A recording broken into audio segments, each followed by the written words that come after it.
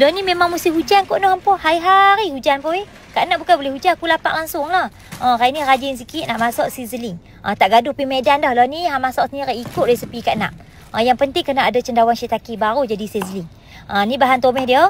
Bawang putih, bawang ru, halia sikit. Dengan cabai kering pun penting juga. Boleh sikit kalau tak mau pedas. Hampa jangan lupa tak event Kak Nak dekat JB nanti.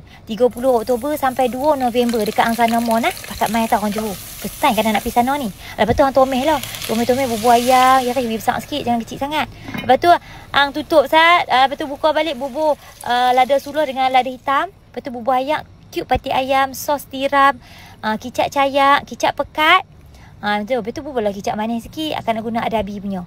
Macam tu nampak. Lepas tu lempak masuk punya cendawan shiitake biar sat. Ambil tepung jagung lebih kurang 2 ke 3 sudu untuk bagi pekat. Tutup api, tuang minyak bijan. Siap kuah dia. Lepas tu bohimi ambil lah hang punya klepot. Buat macam Kak Nak buat tu.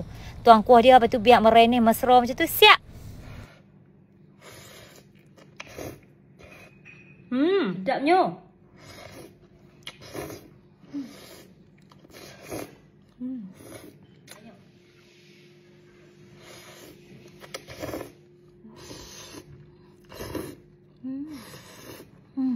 Okay, jangan lupa try nanti, okay? Bye!